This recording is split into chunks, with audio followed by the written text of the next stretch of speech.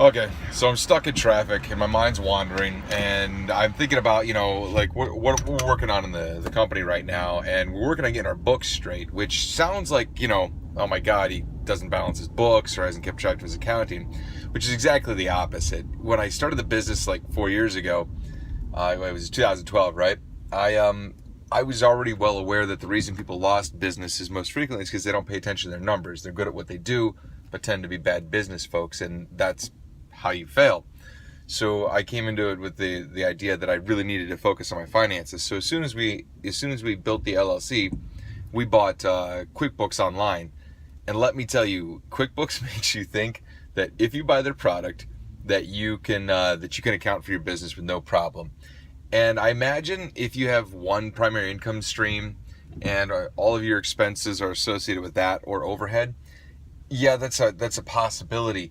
But what we're finding, 3, 4 years later, 2 years after we open up the retail location, is that you need some type of structure to your accounting process. It matters what you call transactions because it puts that money in a pot, and that's how you track your income and your outgoing, right?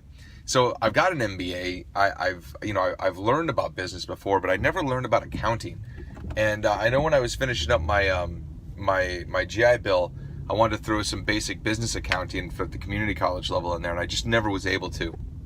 And it shows. So I did the first about 2.5, 3 years of accounting and bookkeeping for the company. And while I was attentive and my books balanced, I didn't always categorize things appropriately, and I didn't do it uniformly. So one time I would call a Home Depot transaction an improvement or repair, and then the next time I call it an improvement, and the next time I call it a leasehold investment.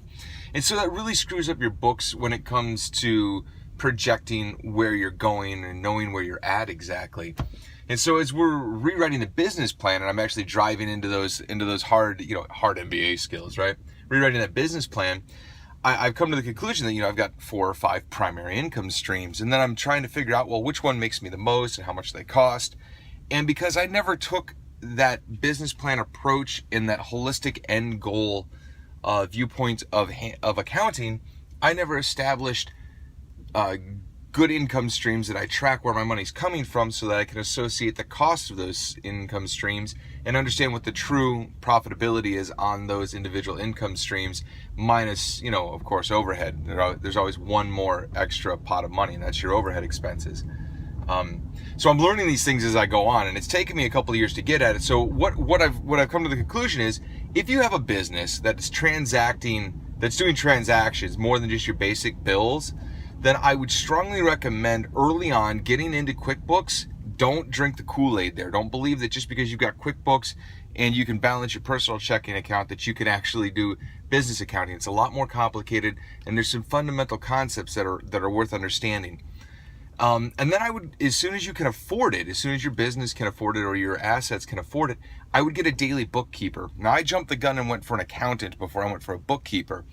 And while the accountant is very important, paying your accountant year-round may not be as valuable as paying them at tax time and then paying a bookkeeper year-round to ensure that your books are kept in an orderly manner and that they follow some type of structure and things are categorized appropriately. Because when it comes time to go to funding, or it comes time to scale your business because you're growing like you should, you're going to find the pain points in not having invested in this up front. So buy those professional services up front when you can afford them. When you can't, try and get yourself trained. Community college is a great place where you can invest a semester's worth of time in the evening to get just a little bit of knowledge in an area. Some paralegal courses are all awesome because they tell you about how to speak legalese and interpret some of the things that you'll be reading and encountering. Some accounting courses won't kill you. Even if you've already gone to the MBA level, sometimes it's good to go back and understand those basics, because you got to be the jack of all trades in that startup until you can afford to farm it out and pay somebody. So, all right, that's all I got for right now. Good luck, and I'll talk to you later.